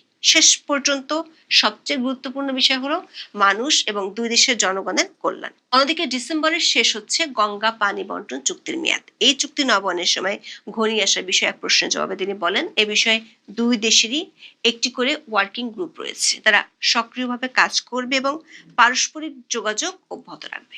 পারস্পরিক বোঝাপড়ার মাধ্যমে সমাধান করা যায় না এমন কোনো সমস্যা নেই। তবে এইসব ইস্যুকে ছাড়িয়ে 5ই আগস্টের পর প্রতিবেশী এই দুই দেশের সম্পর্কের ক্ষেত্রে প্রভাব রাখা সবচেয়ে গুরুত্বপূর্ণ ইস্যু হলো বাংলাদেশের সাবেক প্রধানমন্ত্রী শেখ হাসিনা। বিশেষ করে তিনি সবশেষ রয়টার্স ও এপির মতো আন্তর্জাতিক সংবাদ মাধ্যমকে বলেছেন, চলতি বছরের ডিসেম্বরের মধ্যে দেশে ফিরে আদালতে আত্মসমর্পণ করবেন তিনি। রয়টার্সকে টেলিফোন সাক্ষাৎকারে এমন কথা বলার পর থেকে বাংলাদেশের সরকারি ও রাজনৈতিক মহলে ব্যাপক প্রতিক্রিয়া এবং আলোচনা হতে দেখা যাচ্ছে। এমনকি আন্তর্জাতিক গণমাধ্যমগুলো এই খবরকে বেশ গুরুত্ব দিয়ে প্রকাশ করেছে। কূটনৈতিক বিশেষজ্ঞদের ধারণা, স্বাভাবিকভাবে বাংলাদেশ ভারতের সম্পর্কের ক্ষেত্রে ঐতিহাসিক বিষয়গুলোর টানাপোড়েন আদৌ দূর হবে কিনা তা অনেকখানি নির্ভর করছে এই ইস্যুটির উপর। যদিও বাংলাদেশের পক্ষ থেকে বিভিন্ন সময় বলা হচ্ছিল, প্রত্যর্পণ চুক্তির অধীনে শেখ হাসিনাকে ফেরত চেয়ে একাধিকবার বাংলাদেশ সরকার ভারত সরকারের কাছে নোট ভার্বাল পাঠিয়েছে। ভারত সরকারও বিষয়টি স্বীকার করে আনুষ্ঠানিকভাবে ওই অনুরোধের আইনি দিক পরীক্ষা করছে বলে জানিয়েছে। আবার ভারতের পররাষ্ট্রমন্ত্রী বলেছিলেন, শেখ হাসিনার ফিরে যাওয়া না যাওয়া একান্ত তার ব্যক্তিগত সিদ্ধান্ত আর তার নিরাপত্তা ইস্যুটি একসাথে জড়িত। কিন্তু পারস্পরিক সমঝোতা ছাড়া যে শেখ হাসিনার ইস্যুটি শুরু হবে না, সেটি এতদিনে জলের মতো পরিষ্কার হয়ে গেছে। প্রশ্ন হলো, শেখ হাসিনার দেশে ফেরার ঘোষণার পরেই পারস্পরিক সমঝোতার তীব্রতা বাড়লেও উদ্যোগ কি নেওয়া হয়েছে? দৈনিক প্রথম আলোর খবরে বলা হয়েছে, শেখ হাসিনা ইস্যুতে আলোচনা হয়েছে কিনা সে প্রশ্নে খলিলুর রহমান বলেন, দুই দেশের মধ্যে যে বিষয়গুলো আছে আগামী দিনে সব নিয়ে তো আলোচনা হবে। অর্থাৎ বাংলাদেশ সরকার বিষয়টি নিয়ে আলোচনার পথ খুলে দিয়েছে। বোঝা যাচ্ছে যে ইস্যুটি নিয়ে এই মুহূর্তে দুই প্রতিবেশী দেশের মধ্যকার সম্পর্ক বেশি আটকে আছে, সেই ইস্যুটি নিয়ে আনুষ্ঠানিক কিংবা অনানুষ্ঠানিক আলোচনার পথ খুলতে যাচ্ছে। সে আলোচনা ঠিক কবে শুরু হতে পারে এমন ইঙ্গিত পাওয়া গেছে খলিলুর রহমান এবং দীনেশ ত্রিবেদীর বৈঠক থেকে। বাংলাদেশে নিযুক্ত ভারতের হাইকমিশনার দীনেশ ত্রিবেদী বুধবার বলেছেন, এমন কোনো সমস্যা নেই যা সমাধান করা যায় না। একই ধরনের কথা বলেছেন বাংলাদেশের পররাষ্ট্রমন্ত্রীও। ভারতীয় হাইকমিশনার আশা করছেন, প্রধানমন্ত্রী তারেক রহমান ভারত সফর করলে দ্বিপক্ষীয় সম্পর্ক আরও গঠনমূলকভাবে এগিয়ে যাবে। সূত্রগুলো বলছে, আগামী 12-13 সেপ্টেম্বর নয়াদিল্লিতে ব্রিক্সের সম্মেলন অনুষ্ঠিত হবে। যদিও বাংলাদেশ ব্রিক্সের সরাসরি সদস্য নয়, তারপরও ভারতের প্রধানমন্ত্রী নরেন্দ্র মোদী বাংলাদেশের প্রধানমন্ত্রী তারেক রহমানকে এই সম্মেলনে যোগ দিতে আমন্ত্রণ পাঠিয়েছেন। ঢাকা ও দিল্লির কূটনৈতিক সূত্রগুলো বলছে, গত 14 জুলাই ঢাকায় ভারতীয় হাইকমিশনের মাধ্যমে পররাষ্ট্র মন্ত্রণালয়ে একটি কূটনৈতিক পত্র পাঠানো হয়। এতে ভারতের প্রধানমন্ত্রী নরেন্দ্র মোদী বিমস্টেকের বর্তমান চেয়ারম্যান হিসেবে প্রধানমন্ত্রী তারেক রহমানকে আগামী 12-13 সেপ্টেম্বর নয়াদিল্লিতে অনুষ্ঠেয় 18তম ব্রিক্স শীর্ষ সম্মেলনের আউটরিচ পর্বে যোগ দেওয়ার আমন্ত্রণ জানান। ব্রিক্স উদীয়মান অর্থনীতির দেশগুলোর জোট। বিমস্টেক হলো বঙ্গোপসাগরীয় অঞ্চলের দেশগুলোর সহযোগিতার জোট। ব্রিক্সের আউটরিচ পর্বে সাধারণত সদস্য নয় এমন নির্বাচিত দেশ ও আঞ্চলিক সংস্থার নেতাদের অংশগ্রহণের সুযোগ দেওয়া হয়। কূটনৈতিক সূত্রে জানা গেছে, ভারত এই আমন্ত্রণটি দুটি দেশের সম্পর্কের কারণে পাঠিয়েছে দক্ষিণ ও দক্ষিণ পূর্ব এশিয়ার দেশগুলোর অর্থনৈতিক সহযোগিতা বিষয়ক জোট বিমস্টেকের সভাপতি হিসেবে। সে কারণে বাংলাদেশ সরকার নিশ্চিত হতে চায়, ভারত সরকারের শীর্ষ নেতৃত্বের সঙ্গে দ্বিপক্ষীয় 1-to-1 বৈঠক করা যাবে কিনা। এর নিশ্চয়তার উপর নির্ভর করছে তারেক রহমান ব্রিক্সের সম্মেলনে যাবেন কি যাবেন না সেই সিদ্ধান্ত। তবে দিল্লির কূটনৈতিক সূত্র বলছে, 29 জুলাই বাংলাদেশের পররাষ্ট্রমন্ত্রীর সঙ্গে বৈঠকের পর ভারতীয় হাইকমিশনার দীনেশ ত্রিবেদী বিষয়টি ভারত সরকারের শীর্ষ পর্যায়কে জানিয়েছেন। আশা করা হচ্ছে বর্তমান ঢাকা দিল্লি সম্পর্কের প্রেক্ষাপটে শীর্ষ সম্মেলনের ফাঁকে ভারতের প্রধানমন্ত্রী নরেন্দ্র মোদীর সঙ্গে প্রধানমন্ত্রী তারেক রহমানের বৈঠক হতে পারে এবং সে বৈঠকে খুব গুরুত্বপূর্ণ 4 থেকে 5টি ইস্যু নিয়ে আলোচনা হবে। কূটনৈতিক সূত্রগুলো বলছে ভারতের সাথে চলমান এসব ইস্যু এবং দেশটির সাথে বাংলাদেশের সম্পর্ক কোন দিকে যাচ্ছে সেটি শুধু ভারত বাংলাদেশ নয়, এর সাথে আরো একটি দেশ জড়িত এবং সেটি হলো আমেরিকা। বিশেষ করে ট্রাম্পের বিশেষ দূত সার্জিও গোর এই মুহূর্তে বাংলাদেশ সফরে আসায় এই আলোচনাটি আরো জোরালো হয়ে উঠেছে। দৈনিক মানব জমিন তার এই সফরকে ঘিরে শিরোনাম করেছে ঢাকার ওয়াশিংটন পরীক্ষা। রিপোর্টটিতে বলা হয়েছে বাংলাদেশের পররাষ্ট্রনীতির জন্য নতুন এক পরীক্ষার মুহূর্ত তৈরি করেছে ওয়াশিংটন। প্রধানমন্ত্রী তারেক রহমানের বেজিং সফরের 33 দিনের মাথায় ঢাকায় এসেছেন মার্কিন প্রেসিডেন্ট ডোনাল্ড ট্রাম্পের দক্ষিণ ও মধ্য এশিয়া বিষয়ক বিশেষ দূত সার্জিও গোর। গত জানুয়ারিতে নয়াদিল্লিতে যুক্তরাষ্ট্রের রাষ্ট্রদূতের দায়িত্ব নেওয়ার পর এই প্রথম বাংলাদেশ সফরে এসেছেন তিনি। 30 জুলাই গোর ঢাকায় আসেন। সন্ধ্যায় রাষ্ট্রীয় অতিথি ভবন পদ্মায় পররাষ্ট্রমন্ত্রী খলিলুর রহমানের সঙ্গে বৈঠকে বসেন এই মার্কিন কূটনীতিক। পররাষ্ট্র মন্ত্রণালয়ের কর্মকর্তারা জানান সন্ধ্যা 6টার পর পররাষ্ট্রমন্ত্রী ও যুক্তরাষ্ট্রের বিশেষ দূত তাদের প্রতিনিধিদের সঙ্গে নিয়ে বৈঠকে বসেন। পরে খলিলুর রহমানের সঙ্গে প্রায় 20 মিনিট একান্তে কথা বলেন সার্জিও গোর। পররাষ্ট্রমন্ত্রীর সঙ্গে বৈঠকের পর সামাজিক যোগাযোগ মাধ্যম এক্সে এক পোস্টে সার্জিও গোর লিখেছেন, অনেক ইতিবাচক অগ্রগতি ঘটেছে। কূটনৈতিক সূত্রগুলো বলছে সার্জিও গোরের সফরকে ঘিরে ঢাকা, নয়াদিল্লি ও বেজিং এই ত্রিভুজের ভূরাজনৈতিক সমীকরণও আলোচনায় উঠে এসেছে। যদিও বাংলাদেশের পক্ষ থেকে সরকারি পর্যায়ে সফরটিকে বাংলাদেশ যুক্তরাষ্ট্রের দ্বিপক্ষীয় সম্পর্কের অংশ হিসেবে তুলে ধরা হচ্ছে। মার্কিন বিশেষ দূতের সফরের আগের দিন ভারতের হাইকমিশনার দীনেশ ত্রিবেদীর সঙ্গে তার বৈঠকের প্রসঙ্গ টেনে সাংবাদিকরা জানতে চেয়েছিলেন খলিলুর রহমানের কাছে। তিনি বলেছিলেন দুটি ঘটনার মধ্যে কোনো সম্পর্ক নেই। বাংলাদেশের পররাষ্ট্রমন্ত্রী স্পষ্ট বলেছেন ভারতীয় হাই কমিশনারের সাথে বৈঠকটি প্রয়োজনীয় ছিল বলেই যত দ্রুত সম্ভব অনুষ্ঠিত হয়েছে। প্রশ্ন হলো, ভারতীয় হাই কমিশনার বাংলাদেশে আনুষ্ঠানিকভাবে যোগ দিয়েছেন 25 জুন। 1 মাস 5 দিন পরে কেন এই বৈঠক প্রয়োজনীয় হয়ে উঠল, তাও ঠিক সার্জিও গোরের সাথে বৈঠকের আগের দিন। 23 জুলাই গোরের সাথে বৈঠকের পর বাংলাদেশের পররাষ্ট্রমন্ত্রী যে সংবাদ সম্মেলন করেছেন সেখানেও দাবি করেছেন ভারত ও চীন ইস্যুতে তাদের কোনো কথা হয়নি। ঢাকার কূটনৈতিক সূত্রগুলোর দাবি এই মুহূর্তে বাংলাদেশ নিয়ে আমেরিকার বড় মাথা ব্যথা চীন। তিস্তা মহাপরিকল্পনায় চীনের অংশগ্রহণের বিষয়ে যুক্তরাষ্ট্র ও ভারতের অবস্থানে উল্লেখযোগ্য মিল রয়েছে। মানবজমিনের রিপোর্টে বলা হয়েছে এই প্রকল্পকে শুধু উন্নয়ন প্রকল্প হিসেবে নয়, আঞ্চলিক নিরাপত্তার দৃষ্টিকোণ থেকেও বিবেচনা করছে নয়াদিল্লি। ফলে তিস্তা নিয়ে বাংলাদেশের ভবিষ্যৎ সিদ্ধান্ত ওয়াশিংটনেরও বিশেষ আগ্রহের বিষয়। প্রধানমন্ত্রীর বেজিং সফরের আগে তিস্তা প্রকল্প নিয়ে নিজেদের অবস্থান আনুষ্ঠানিকভাবে ঢাকাকে জানিয়েছিল ট্রাম্প প্রশাসন। বর্তমানে যুক্তরাষ্ট্র ও ভারতের মধ্যে বাণিজ্য সহ নানা বিষয়ে টানাপোড়েন থাকলেও দক্ষিণ এশিয়ার নিরাপত্তা ও কৌশলগত বিষয়ে দুই দেশের সিদ্ধান্ত অভিন্ন। অর্থাৎ এক্ষেত্রে ওয়াশিংটনের কাছে নয়াদিল্লির উদ্বেগ বেশি গুরুত্বপূর্ণ। শুধু তিস্তা প্রকল্পই নয়, চীনের চাওয়া চীন মিয়ানমার বাংলাদেশ অর্থনৈতিক করিডোর আর চীনা সামরিক সরঞ্জাম কেনা নিয়েও মার্কিনীদের মাথা ব্যথা আছে। সার্জিও গোরের বাংলাদেশ আসা উপলক্ষে বাংলাদেশে নিযুক্ত মার্কিন রাষ্ট্রদূত ব্রেন ক্রিস্টেনসেন সামাজিক মাধ্যমে যে পোস্ট দিয়েছেন সেখানেও আলোচ্য বিষয়ের মধ্যে আঞ্চলিক নিরাপত্তার ইস্যুটি তিনি উল্লেখ করেছেন। এই আঞ্চলিক নিরাপত্তা ইস্যুতে মার্কিন প্রশাসন ভারত সরকারের মিত্র, অন্যদিকে মার্কিন প্রভাব নিয়ে চীনও চিন্তিত। 30 জুলাই সকালে বাংলাদেশের পররাষ্ট্রমন্ত্রী খলিলুর রহমানের সাথে বৈঠক করেছেন বাংলাদেশে নিযুক্ত চীনের রাষ্ট্রদূত ইয়াওয়েন।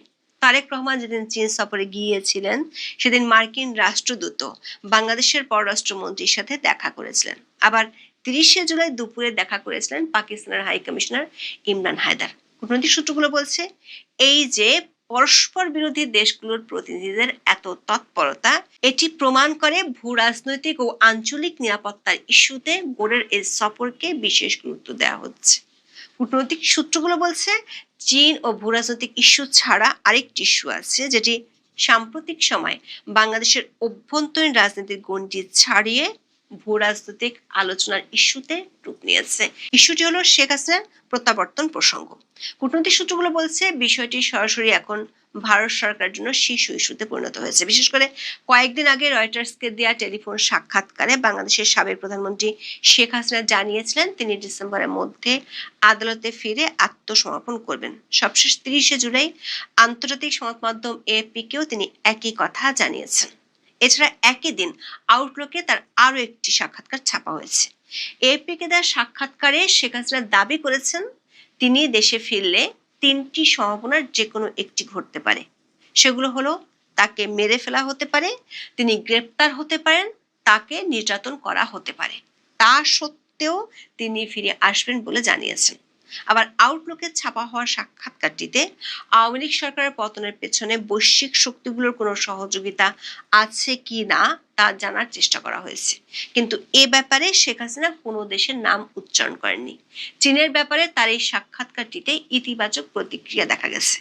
দিল্লির কূটনৈতিক সূত্রগুলো বলছে শেখ হাসিনা ও আওয়ামী লীগের ইস্যু নিয়ে ভারতে নিযুক্ত মার্কিন রাষ্ট্রদূত গোরের সঙ্গে কথা হয়েছে ভারতীয় কূটনীতিকদের।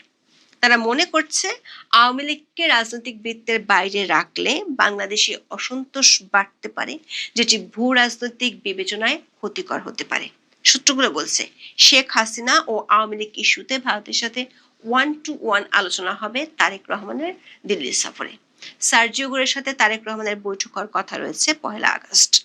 ঢাকার কূটনৈতিক সূত্রগুলো বলছে সেই বৈঠকের পরই অনেক জল্পনা কল্পনা পরিষ্কার হয়ে যাবে। এখন এই পর্যন্ত, সবাই ভালো থাকুন। লতিফ সিদ্দিকী আবারও গ্রেপ্তার।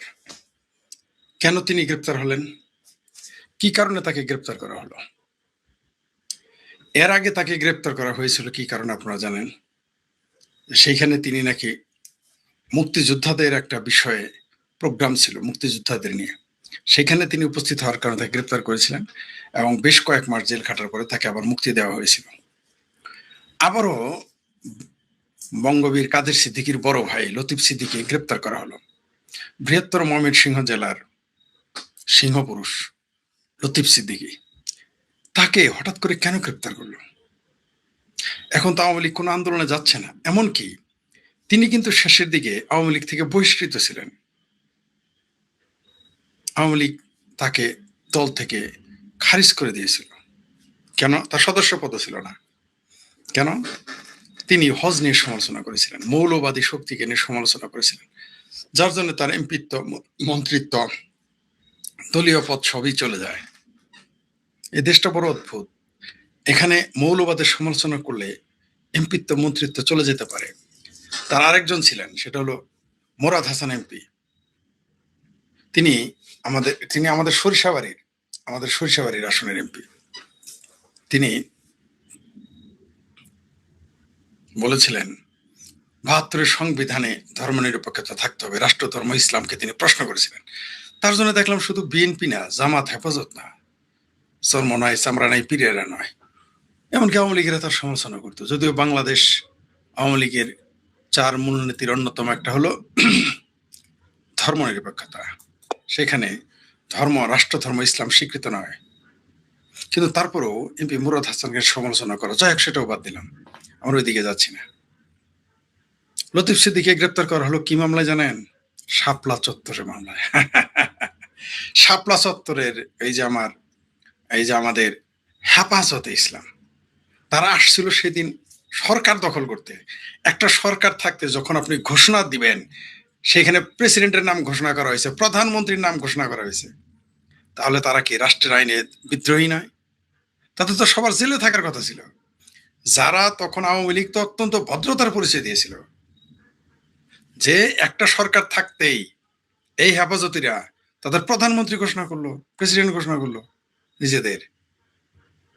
আমি যদি এখন নিজেকে বাংলাদেশের স্বরাষ্ট্রমন্ত্রী ঘোষণা করি, শেখ হাসিনা প্রধানমন্ত্রী, আমি স্বরাষ্ট্রমন্ত্রী ঘোষণা করলাম নিজেকে, বা যে কোনো মন্ত্রী ঘোষণা করলাম, আমার জেল হবে না বাংলাদেশ আইনে? এটা রাষ্ট্রদ্রোহিতা না? বলেন কিনা? তাহলে তারপর এটি কোন সরকার? যে সরকার একটা সন্ত্রাসের মাধ্যমে এসেছে, মুক্তিযুদ্ধ বিরোধী সরকার। এই সরকার থাকতে যদি আমি আরেকটা সরকারের ঘোষণা করি প্রধানমন্ত্রী হিসেবে, কাউকে প্রেসিডেন্ট হিসেবে, তাহলে কি রাষ্ট্রদ্রোহী মামলা হবে না আমার নামে? আর সেই জায়গায় একটা মুক্তিযুদ্ধের পক্ষের শক্তি ক্ষমতায় ছিল, তার বিরুদ্ধে আপনি শাপলা চত্বরে দাঁড়িয়ে ঘোষণা করলেন, যেটা কিন্তু তারা বলা হয়েছিল যে হেফাজত ইসলাম কোনো রাজনৈতিক দল না, অথচ হেফাজতে ইসলাম নামটা একটা কুফরি ইসলামের দৃষ্টিতে। কারণ ইসলাম হেফাজত করবেন আল্লাহ, তার ফেরেশতারা আছে, না থাকলেও তো অন্তত পক্ষে আবাবিল পাখি আছে। হঠাৎ করে হেফাজতে ইসলাম বানায় ফেললো বাংলাদেশের হাটাজারি মাদ্রাসার কিছু লিল্লাখর মৌলবী আর কিছু বলৎকার মৌলবী মিলে বাংলাদেশে হেফাজতে ইসলাম বানায় ফেললো। আমি নিজে এনটিভিতে একটা অনুষ্ঠান দেখেছিলাম, তিনি সেখানে দাবি করেছিলেন যে হেফাজতে ইসলাম নামটাই শব্দটাই কুফরি। আসলে এরা, আমি বারবার বলেছি, এটা হেফাজতে ইসলাম নয়, এরা হচ্ছে হেফাজতে পাকিস্তান। হেফাজতে ইসলাম না লিখলে তারা মার খাবে। হেফাজতে পাকিস্তানে এখনো যদি কোনো দল করে সে তো লাতিউষ্টা হবে, এই ভয়ে তারা সেটার নাম রেখেছে হেফাজতে ইসলাম। এই হেফাজতে ইসলামকে সামনে রেখে আমরা দেখেছি বিএনপি, জামাত এবং অন্যান্য দলগুলো ক্ষমতায় যাওয়ার প্রক্রিয়া করেছিল, আর তারা নিজেরাই ঘোষণা করেছিল। সবচেয়ে একটা বিষয়, আশ্চর্যের বিষয় মনে করে দেই, আজকে কাদের সিদ্দিকী বলছেন হ্যাঁ তারা ভাইকে ফাঁসি দিয়ে দেখ, কিন্তু ঘোষণা করে বলেছেন। আপনি কি জানেন হ্যাঁ হেফাজতের আন্দোলনে এই বঙ্গবীর কাদের সিদ্দিকী সমর্থন করেছিল, তাদের পানি খাওয়ানোর কথা বলেছিল, আমার মনে আছে। আজকে তারা ভাইকে গ্রেপ্তার করা হয়েছে শাপলা চত্বরের তথাকথিত সে হত্যাকাণ্ডের কারণে। কেউ কেউ বলেছে সেখানে কি 2000 মেরে ফেলেছে, 3000, আর আমরা তো হাজার হাজার মেরে ফেলেছে। এই হেফাজতে ইসলাম যখন এই আন্দোলন করে, আমার এলাকায় আমি যেতে পারি নাই, আমাকে বলছে খবরদার এলাকায় আসেন না। গণজাগরণ মঞ্চের আন্দোলনে তখন আমরা সক্রিয় কর্মী, আমাদের বলছে ভুলেও এলাকায় আসবেন না, এনে ভুলেও এনে হেফাজতের বিরুদ্ধে বলবেন। আমার এলাকায় এগুলো বলতে দিত না। আওয়ামী লীগ পাওয়ারে হেফাজতের সমালোচনা করা যাবে না, আমাকে বলে দিত, সতর্ক করে দিত আত্মীয় স্বজন বন্ধু বান্ধবের আগেই। যাই হোক, সেই হেফাজত তারা বললো হাজার হাজার মেরেছে। এক বাটপার তো ওই হেফাজত নিয়ে একটা টাউটি বাটপারে নিউজ করে তো বাংলাদেশের আদিলুর নাকি ফাদিলুর না গাদিলুর একটা গাদিলুর, সে তো এই দেশের উপদেষ্টাই হয়ে গেছিল।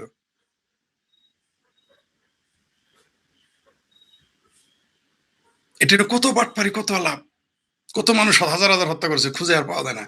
36 জন নাকি 63 জনের উপরে খুঁজে পাওয়া যায় না, বলেছিল হাজার হাজার মেরে ফেলেছে এই জঙ্গিদের কথা।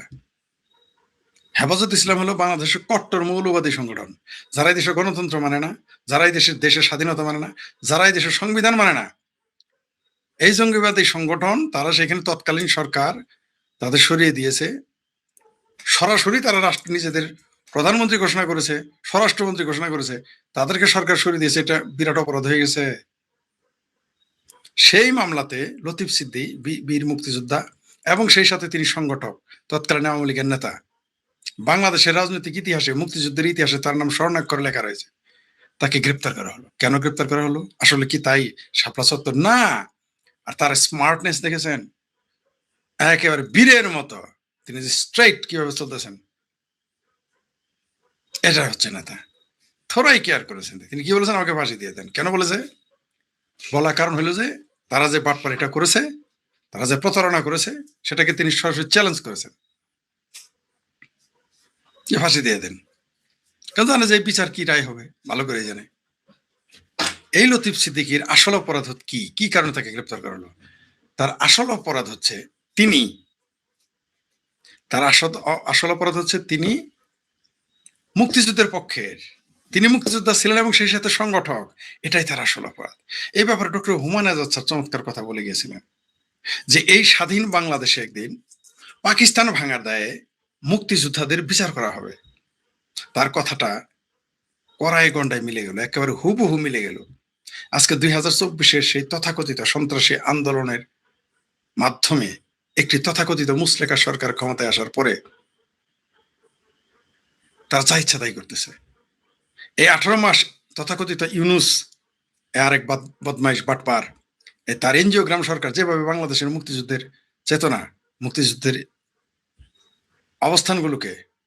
অবস্থান থেকে সাধারণ মানুষকে সরিয়ে নিয়ে যাওয়ার চেষ্টা করেছে, যেভাবে তারা মুক্তিযুদ্ধের বিরুদ্ধে সারাক্ষণ বয়ান দিয়ে চলছে, এই 54-55 বছরে বাংলাদেশের মানুষ দেখে নাই। তারপরে 4 মাসে চলে আসলো এই মুসলেকা সরকার ক্ষমতায়, আমাদের জাতীয় ভাইয়ার সরকার। এখানেও তারা সেই ইউনুস সরকারের, সেই জামাতি সরকারের যে বাটপারি, বদমাইশি, মুক্তিযুদ্ধের চেতনার বিরুদ্ধে অবস্থান, মুক্তিযুদ্ধের বিরুদ্ধে অবস্থান, বাংলাদেশের সংবিধানের বিরুদ্ধে অবস্থান, সেটাই তারা জারি রেখেছে। তার সর্বশেষ নিদর্শন হচ্ছে লতিফ সিদ্দিকীকে গ্রেপ্তার করা। এর মধ্য দিয়ে বিএনপি প্রমাণ করে দিল যে তারা মুক্তিযুদ্ধের বিরুদ্ধে। আর এই সরকার যে বিএনপি একা চালাচ্ছে না, আমি বারবার বলেছি আপনাদের যে এই সরকার বিরোধী দল যারা তারা সরকারি দলের বিরোধী দল, তার প্রমাণ হয়ে গেল। তো এই সরকার এখন যারা বিরোধী দলে আছে, স্বতন্ত্র আছে এবং আরো যারা অন্যান্য এমপি আছে, সব এক, জাস্ট একটা পরিবার বিচ্ছিন্ন বিচ্ছিন্ন ভাবে বসে আছে। একটা মুক্তিযুদ্ধ বিরোধী পরিবার মনে করেন এই পুরো সংসদকে তারা বিভিন্ন জায়গায় লতিফ সিদ্দিকীকে গ্রেপ্তার করার মাধ্যমে তারেক রহমান প্রমাণ করে দিল যে তিনি মুক্তিযুদ্ধ বিরোধী। লতিফ সিদ্দিকীকে গ্রেপ্তারের মাধ্যমে এই তথাকথিত এনজিওগ্রাম সরকারের পরের যে এক্সটেনশন সরকার, এই মুসলেকা সরকার, বিএনপির সরকার প্রমাণ করে দিল যে তারা আসলে মুক্তিযুদ্ধের চেতনাকে ধ্বংস করতে চায়। জামাত হেফাজতের মধ্যে কোনো পার্থক্য নাই। যারা লজ্জায় জামাত করতে পারে না, লজ্জায় হেফাজত করতে পারে না, তারা গিয়ে বিএনপি হয়, কথাটা এখন দিনে দিনে সত্য প্রমাণিত হচ্ছে। 32 নম্বর যে বিল্ডিংটা ভেঙেছিল, যে বাড়িটা ভেঙেছিল, যে স্মৃতিটা আমাদের ভেঙেছিল, 32 নম্বর বিল্ডিং শুধু বিল্ডিং না, 32 নম্বর বাড়ি শুধু বাড়ি নয়, এটা বাংলাদেশের পোস্ট কোড বলে মনে করা হয়। সেটাকে ভেঙেছে কারা? আমরা দেখলাম পর্দার অন্তরালে জামাত, সামনে এনসিপি, সামনে বৈষম্য বিরোধী তথা ন্যাশনাল কটকটি পার্টি, আমার ভাবির ছেলেরা, পাশাপাশি বিএনপি। কিন্তু আসলে এখন বোঝা গেল যে সম্মিলিতভাবেই তারা এটা করেছে। লতিফ সিদ্দিকীর গ্রেপ্তার একটা সিগন্যাল এদেশের মানুষের জন্য, এদেশের মুক্তিযুদ্ধের পক্ষের শক্তিদের জন্য একটা সিগন্যাল যে তারা মুক্তিযুদ্ধকে মানে না। আমরা দেখলাম মেজর হাফিজ, বাবারে বাবা, বীর বিক্রম, ওরা কি দেখলাম আমরা যে তিনি এত বড় মুক্তিযোদ্ধা, এত বড় বীর বিক্রম, তিনি স্বাধীনতা বিরোধীদের শোক প্রস্তাব সংসদে পাশ করালেন এবং তারপর তিনি যা ইচ্ছা তাই বলা শুরু করলেন বঙ্গবন্ধুকে নিয়ে। যে কোনো মূল্যে আওয়ামী লীগকে বিতর্কিত করলেন, অথচ আওয়ামী লীগের নেতৃত্বেই বাংলাদেশ স্বাধীন হয়েছে। তিনি বারবার বলার চেষ্টা করতেছেন আরবিরাই সবকিছু করেছে। আরবিরাই যদি সবকিছু করে আজকে ভাস্কর্য ভাঙলো কারা? বঙ্গবন্ধুর ভাস্কর্য ভাঙছে মানলাম, তোমরা বঙ্গবন্ধুকে মানো না। 7 বীর শ্রেষ্ঠর যে ভাস্কর্য ছিল সেটা ভেঙেছে কারা? আর্মিরা নিজেরা এসে ভেঙেছে। তাহলে কি বোঝা গেল না যে আর্মিরা এর সাথে জড়িত? নিঃসন্দেহে 2024-এর যে 5ই আগস্টের আন্দোলন হয়েছে এবং 2024-এর 5ই আগস্টের যে বাটপাড়ি হয়েছে, ফাত্রামি হয়েছে, তথাকথিত বিপ্লব হয়েছে, এটার সাথে সেনাবাহিনী জড়িত ছিল। তা তো দুধের মতো পরিষ্কার, দিনের আলোর মতো পরিষ্কার, একেবারে ঝকঝকা পানির মতো পরিষ্কার। আর লতিফ সিদ্দিকীকে গ্রেপ্তারের মাধ্যমে বুঝিয়ে দিল যে এই সরকার আসলে হেফাজতেরই সরকার। এই সরকার হেফাজতের পাকিস্তানি সরকার, এই সরকার জামাতের সরকার, এই বিএনপির সরকার, তথাকথিত সরকার। তারা দাবি করে তার বাবা মুক্তিযোদ্ধা, এগুলো সব বাই চান্স মুক্তিযোদ্ধা। এখন পরিষ্কার এই মেজর হাফিজ বাই চান্স মুক্তিযোদ্ধা, কর্নেল অলি তথাকথিত কর্নেল, সে বাই চান্স মুক্তিযোদ্ধা। আর একজন মুক্তিযোদ্ধা রয়েছেন মেথর নাকি মেজর আক্তার, সে তো চলে গেছে সরাসরি জামাতে। এরা লজ্জায় এখনো জামাতে যাইতে পারেনি। কোনো পার্থক্য। লতিফ সিদ্দিকীকে গ্রেপ্তার করা এটা চারটেখানি ব্যাপার নয়, এটা স্পষ্ট বার্তা যে এই সরকার মুক্তিযুদ্ধের বিরুদ্ধে। নইলে এতদিন পরে শাপলা সত্তরের মামলায় বুঝি লতিফ সিদ্দিকীকে গ্রেপ্তার করার কোনো কারণ থাকতে পারে? কয়দিন আগেও যাকে একটা ভুয়া মামলায় গ্রেপ্তার করলো। কিন্তু মুক্তিযোদ্ধাদের দামিয়ে রাখা যাবে না। এই গ্রেপ্তারের মধ্যে দিয়ে বৃহত্তর ময়মনসিংহে আন্দোলন আরো তীব্র হবে, নিশ্চিত থাকেন। লতিফ সিদ্দিকীকে ফাঁসি দিয়ে তিনি তো বলেছেন ফাঁসি দিয়ে দাও। কাদের সিদ্দিকী বলেছে তার বড় ভাইকে ফাঁসি দিয়ে দেন। তবে হুমায়ুন আজাদ স্যারের কথাই ঠিক যে এই দেশে একদিন স্বাধীনতা বিরোধীরা মুক্তিযোদ্ধাদের বিচার করবে। কেন? পাকিস্তান ভাঙা যায়। ঠিক কয়দিন আগে কমরেড ইনু যেটা বললেন যে তাকে শাস্তি দেওয়া হয়েছে পাকিস্তান ভাঙার দায়ে। এবং আসলে এই পাকিস্তান ভাঙার বেদনা এই হেফাজতে ইসলাম এরা ভুলতে পারে না, জামাতে ইসলাম ভুলতে পারে না, মুসলিম লীগ ভুলতে পারে না, বিএনপি ভুলতে পারে না, কেউ বলতে পারে না। যারা 71-এর বিরোধিতা করেছিল তারা এবং তাদের আন্ডা বাচ্চা নাতি পুতি কেউ পাকিস্তান ভাঙার বেদনা বলতে পারে না। মুক্তিযোদ্ধার পোলা আজীবন মুক্তিযোদ্ধার পোলা নাও থাকতে পারে, আমরা সেটা দেখেছি। আমি অনেক মুক্তিযোদ্ধার সন্তানকে চিনি যারা মুক্তিযুদ্ধের বিরুদ্ধে অবস্থান নিয়েছে। আমি কিছু মুক্তিযোদ্ধার নাম বলে দিতে পারবো আপনাদের যারা মুক্তিযুদ্ধের বিরুদ্ধে অবস্থান নিয়েছে। পাকিস্তান ভাঙার বেদনাটা বড় বেদনা গো, এই বেদনা ভোলার নয়, বড়ই বেদনা। এমনকি কখনো কখনো এই পাকিস্তানকে তারা এত বেশি ভালোবাসে, ইসলামের চাইতে, আল্লাহর চাইতে, নবীর চাইতে, রাসূলের চাইতে মুসলমানেরা পাকিস্তানকে বেশি ভালোবাসে। এটা আমরা বারবার দেখেছি, ভবিষ্যতেও দেখব। তবে লতিফ সিদ্দিকে, এই যে বীর মুক্তিযোদ্ধা লতিফ সিদ্দিকে গ্রেপ্তারের তথাকথিত ষড়যন্ত্র করে এই মামলায় গ্রেপ্তারের যে যে পায়তারা তারা করতেছে এবং করেছে, গ্রেপ্তার অলরেডি করে ফেলেছে, এর হিসাব বাংলাদেশের জনগণ একদিন এই মুসলেকা সরকার, তারেক ভাইয়ার সরকারের কাছ থেকে নিবে, এই হেফাজতের কাছ থেকে নিবে, এই জামাতের কাছ থেকে বাংলাদেশের মানুষ পাই পাই করে হিসাব বুঝিয়ে নেবে। আবার আজকে দেখলাম ওই তারেক রহমানের যে পেতিপাড়া একটা আছে, জাহেদ, তারেক রহমানের পাড়া পেতিপাড়া জাহেদ উপদেষ্টা হয়েছে, যারা দিল্লির এয়ারপোর্ট থেকে ঘেঁটি ধরে বের করে দিয়েছে গাঞ্জা করে মনে করে। সে আজকে দেখলাম বলল যে মুক্তিযোদ্ধাদের নামের আগে বীর লেখার দরকার নেই, তো কি লিখবে? তোর মতো পেতিপাড়া লিখবে? পেতিপাড়া বলবে কি? মানে এরা যে কোনো মূল্যে, এই যে এরা দেখছে না, এরা হলো দাড়ি টুপি ছাড়া রাজাকার, এই জাহেদেরা। এদের দুনিয়ার যত রাগ উপরে উপরে দেখা যায়, যে যাই বলুক, এই জায়েদ পাড়া হলো 1 নম্বর বদমাইশ। আসলে এই দেশে মুক্তিযুদ্ধের বিরোধী যে এত মানুষ ছিল, এটা 2024-এর 5 আগস্ট পরে জানা গেল।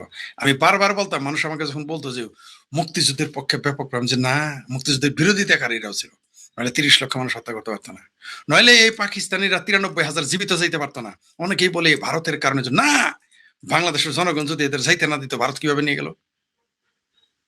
আমি নিজেও এর জন্য ভারতকেও দোষী, ভারত তৎকালীন ইন্দিরা গান্ধী সরকারকে আমি দোষী, যে কেন আপনারা 93,000 সৈন্যকে দায়িত্ব নিয়ে আপনারা নিজের দেশে আবার 1.5-2 বছর খাওয়ায় পড়ায় তারপর পাঠাইলেন পিওকে দখল না করে।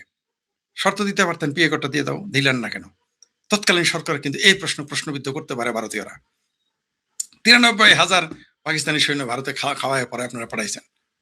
পাকিস্তান কি আপনাদের 93,000 সৈন্য পাইলে আপনাদের ছাড়তো না? পাকিস্তানে যদি বাংলাদেশি বা ভারতীয় 93,000 সৈন্য আটকা পড়তো, 30 লক্ষ মানুষ হত্যা করার পরে, একটা সৈন্য ফেরত পাইতো না। কিন্তু এই বাংলাদেশ থেকে এই রাজাকে, তখন তো আওয়ামী লীগের সময়, কেন ছেড়ে দেওয়া হলো? এই প্রশ্নটা কিন্তু আসে। আজকে ওই ভুলের কারণে তাদের শাস্তি নেই, এই 93,000 তাদের ক্ষতিপূরণ নেওয়া হয় না পাকিস্তান থেকে, এটা তাদের সাথে হয়েছে। পাশাপাশি রাজাকার আলবদরদের তখন যতটুকু সাজা তাদের দেওয়া দরকার ছিল তাদের দেওয়া হয়নি। তার জন্য আজকে এত বারবারন্ত রাজাকার আলবদরের শত্রুকে, চরম শত্রুকে কখনো ছাড় দিতে নাই। ছাড় দিলে তার পরিণতি এরকম হয়, যার জন্য আজকে বাংলাদেশ আওয়ামী লীগ নিষিদ্ধ। ভাবা যায় যে জামাতে ইসলাম সিদ্ধ, আওয়ামী লীগ নিষিদ্ধ। যারা স্বাধীনতার বিরোধিতা কারী দলই নয়, শুধু যারা পাক বাহিনীর সাথে সরাসরি কোলাবরেট হয়ে কাজ করেছে। এদেশে 30 লক্ষ মানুষ হত্যার দায়িত্ব তাদের, তারা সাথে ছিল। এদেশে অগণিত নারীকে ধর্ষণ করেছে। আজকে তারা সিদ্ধ, আওয়ামী লীগ নিষিদ্ধ। এই যে ছাত্রলীগ নিষিদ্ধ, আর আজকে ছাত্র শিবির সিদ্ধ। এর যে লজ্জার আমাদের জাতির জন্য আর কি থাকতে পারে? বলেন আপনারা, কি থাকতে পারে? এটা কেন হয়েছে জানেন? ওই যে 93,000 সৈন্যকে বাংলাদেশের মুক্তিযোদ্ধারাও তখন ছেড়ে দিয়েছিল, যেতে দিয়েছিল, এটা একটা দায়, একটা ভুল। আবার ভারত তাকে 93,000 সৈন্য নিয়ে যেতে, এটা একটা ভুল। আর তারপরে আমাদের ভুল হলো আমরা পরিকল্পিতভাবে পুনর্বাসিত হওয়ার সুযোগ দিয়েছি। আমি নিজের চোখে দেখেছি 2024-এ আওয়ামী লীগের এমপিদের মিটিং এ গিয়ে, আমি নৌকা মার্কার মিছিলে আমি শিবিরদের দেখেছি। সবসময় প্রশ্রয় দেওয়া হয়েছে আদর্শগত ভাবে। আপনার সাথে আপনার দলের বিরোধিতা থাকতে পারে, কিন্তু আপনার যার সাথে আদর্শগত বিরোধ, তাকে আপনি কিভাবে প্রশ্রয় দেন? তার ফলাফল আজকে আওয়ামী লীগের এই পরিণতি। তার কারণে আজকে মুক্তিযোদ্ধা লতিফ সিদ্দিকী আজকে জেলে, জননেত্রী শেখ হাসিনা আজকে দেশ ছাড়া, দীর্ঘমেয়াদী ভুলের কারণে। তো আশা করি ডিসেম্বরে আন্দোলন শুরু হবে, এই তথাকথিত মুসলেকা সরকার পরিবর্তন হবে। আমরা আশা করছি যে মুক্তিযুদ্ধের শত্রু,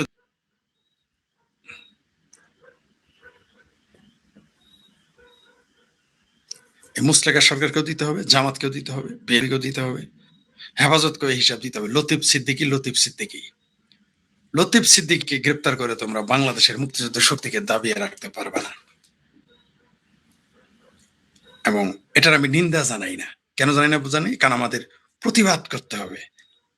তাই এটা বলতে পারতেছি না যে লতিফ সিদ্দিকীর গ্রেপ্তারে নিন্দা জানাই না, আমরা এর প্রতিশোধ নেব, এর কোনো নিন্দা জানাবো না। লতিফ সিদ্দিকীর মতো মুক্তিযুদ্ধের সংগঠক এবং বীর মুক্তিযোদ্ধাকে গ্রেপ্তারের প্রতিবাদী শুধু আমরা করবো না, নিন্দা তো জানাবোই না, আমরা এর প্রতিশোধ নেব। এই প্রতিশোধটা সেভাবেই নিব তারা যেভাবে নিচ্ছে। ডক্টর হুমায়ুন আজাদ যেমন বলেছেন না, যে মুক্তিযোদ্ধাদের এরা জেল দিবে, মেরে ফেলবে, শাস্তি দিবে, পাকিস্তান ভাঙা দেয়, আমাদেরও সময় আসবে। এই পাকিস্তানের পক্ষে যারা ছিল তাদের আন্ডা বাচ্চা সহ এই হিসাব নিকাশ আমরা নিব, এই বাংলাদেশের জনগণের পক্ষ থেকে আমরা নিব।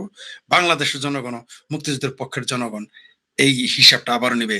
যারা ৭১-এ পাকিস্তানের পক্ষে ছিল, ৩০ লক্ষ মানুষ হত্যাকারী ছিল এবং অগণিত নারী ধর্ষণ করার পক্ষে ছিল, তাদের আন্ডা বাচ্চা, তাদের আদর্শের লোকদেরকেও আমাদেরও দেখার বিষয় আছে। আমরাও তাদের একদিন জনতার আদালতে তাদের বিচার করব, কাঠগড়াতে দাঁড় করাবো, আইন আদালতে তো হবেই।